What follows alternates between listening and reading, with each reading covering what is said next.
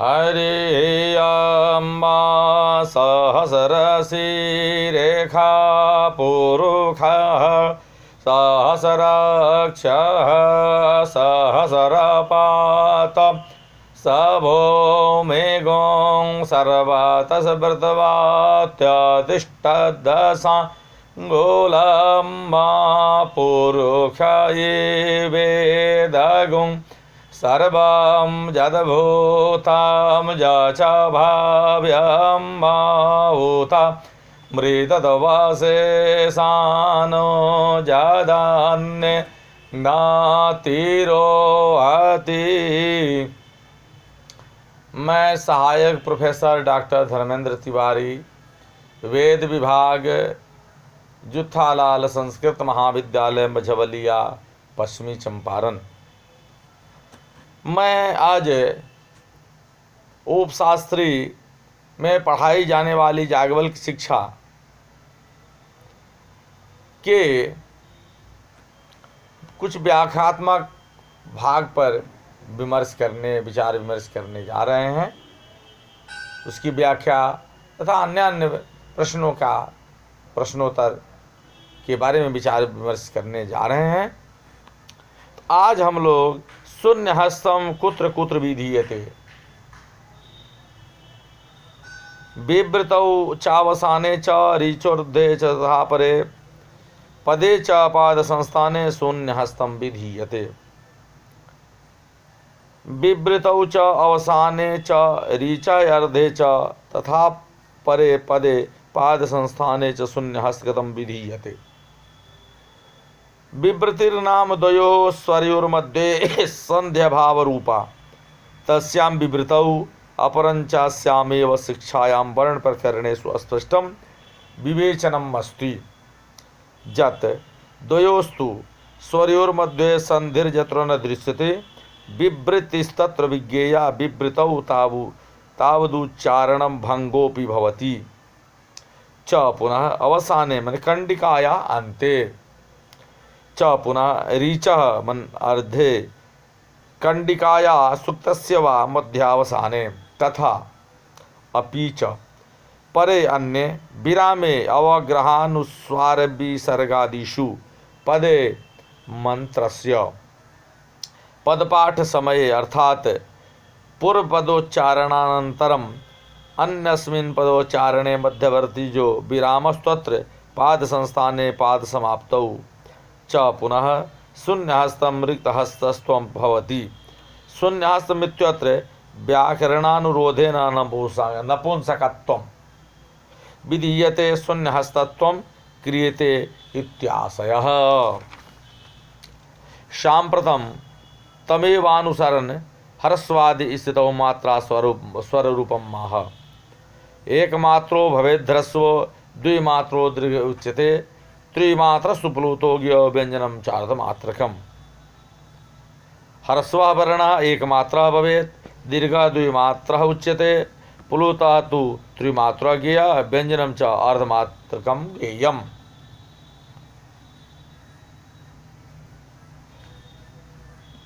हरस्वः अ इ उ इत्यादिषु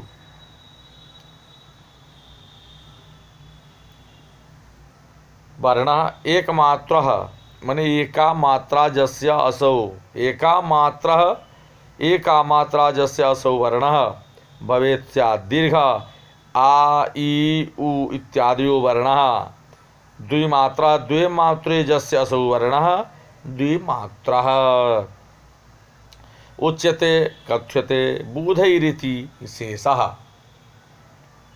प्लुतः दीर्घीकृतः प्रदीर्घः त्रिमात्रः त्रिस्रः मात्रः जस्य असौ वर्णः त्रिमात्रः ज्ञेयः मन बोध्यः।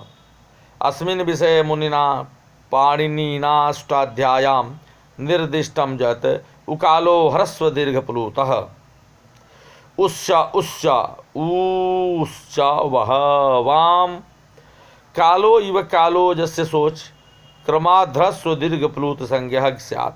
तथा च हरस्वं लघु संयोगे गुरु दीर्घं च इत्येतेषां सूत्राणामपि विनियोगः कृतः। एते नेदमायातम जत हर्षवादयो वर्णा निर्दिष्टैकादिकादि मात्रानुसारेणोच्चारण योग्याः भवन्ति नन्वत्र शङ्कते यत् व्यञ्जनं चार्धमात्रिक मिथ्यानुसारेणास्यार्धमात्रिकस्योच्चारणं कथं भविष्यति इति असङ्गतमिव प्रतिभाति जतो हि आणव द्वयपरिमिताया अर्धमात्रायाः कंठे एव परिसमाप्तिर्भविष्यति।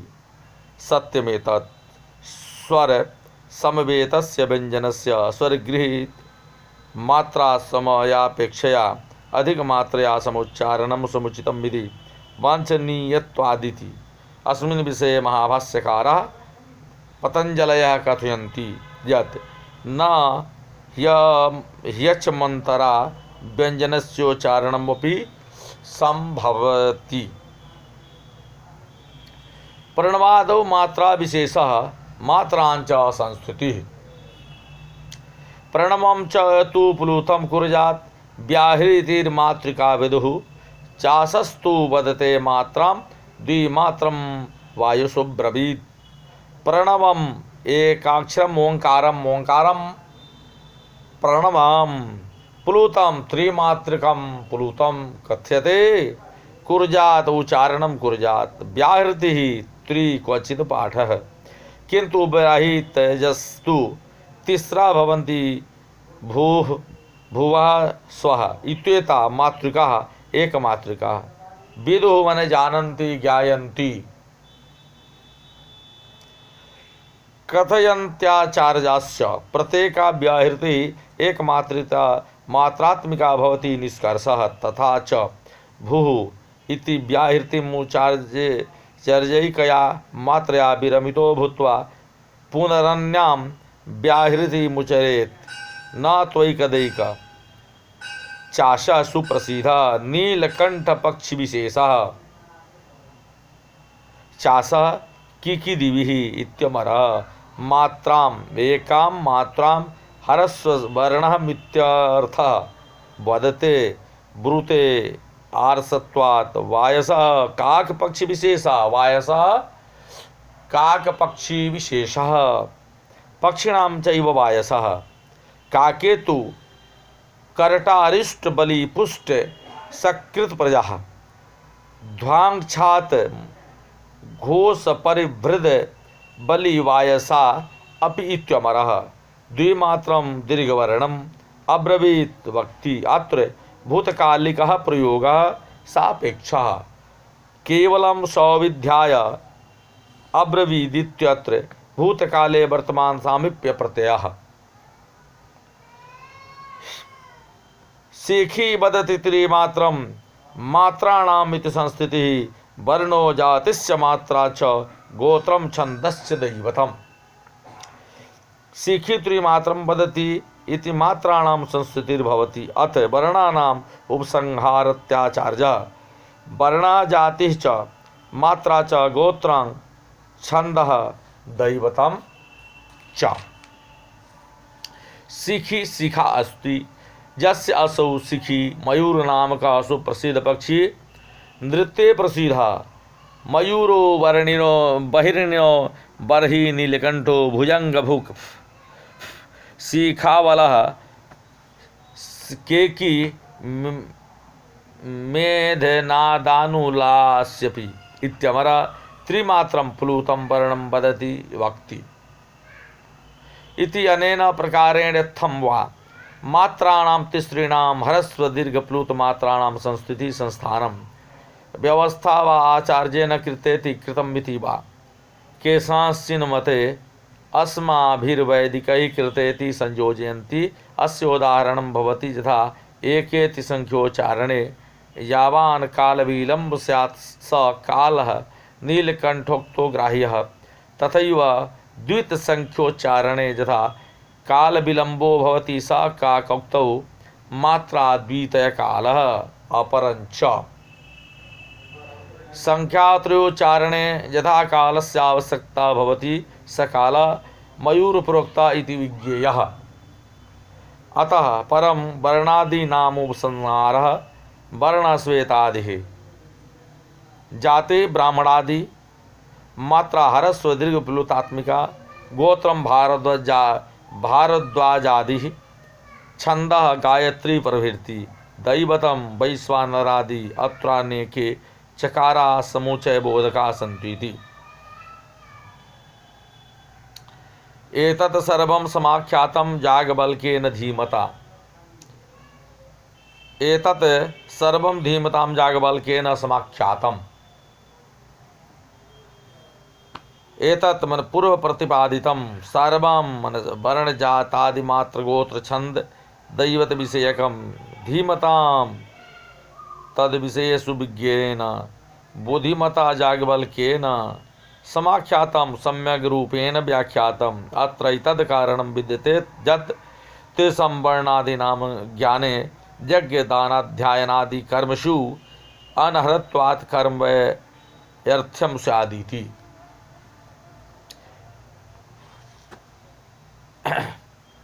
अथातो अध्ययन प्रकारं माह तत्रादौ शरीरांग विन्यासः हस्तौ सुसंजतौ धार्जौ जानो रूपरिस्थितौ गुरौ नरुमतिं कुर्यात् पठनान्यमतिर्भवेत् ऊर्भागे तृतीये तु कुरुपरं न्यस्य दक्षिणम् हस्तौ जानिनो उपरि स्थितौ धार्जौ तृतीये ऊर्भागे तु दक्षिणं कुरुपरं न्यस्यः गुरो अनुमतिं कुर्यात् पठन अन्यमस्ति न भवेत्। तत्रावध्ययनक्रमे कीदृशे आसने उपस्थाय पठितव्यम् इत्येष विचारः प्राथमिकः कर्तव्यः।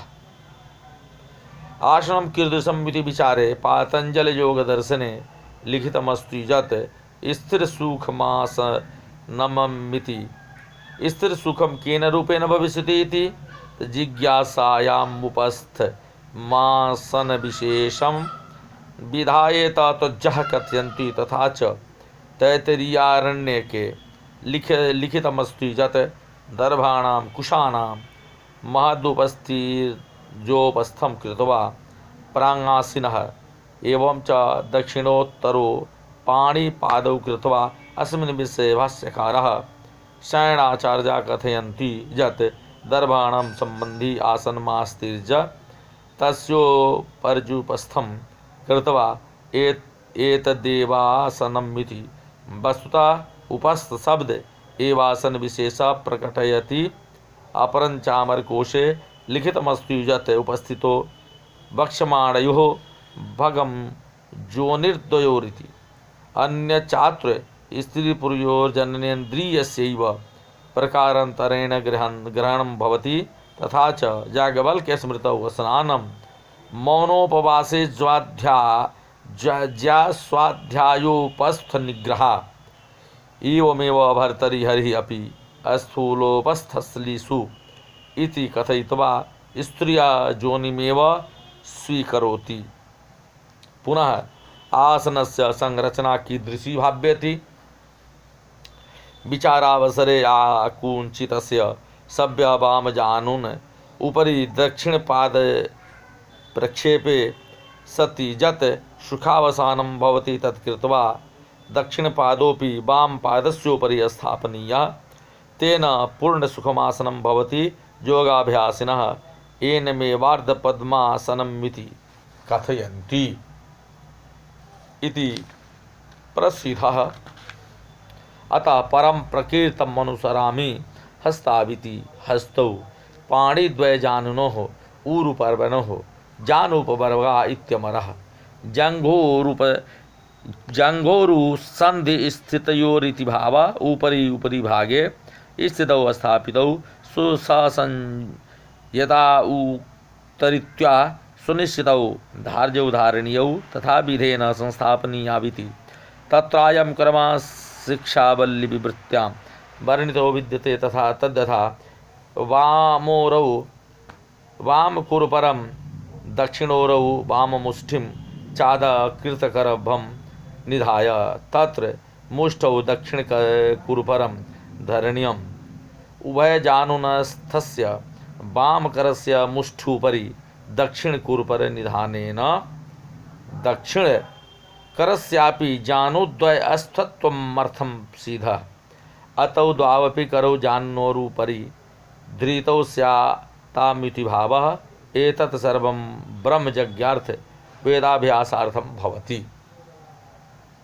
नन्वत पारस्कर गृह सूत्रस्य गदाधर भाष्य यदुक्तं यत् बधाञ्जलिरी दर्भ पाणि प्राङ्मुखस्तु कुशासनः वामाङ्घ्रि मुत्तमं कृत्वा दक्षिणं तु तथाकरं दक्षिणे जाननी करोत्यञ्जलि मृखिर्ममात् इत्येतदञ्जलि विन्यंसनं केनाप्युक्तं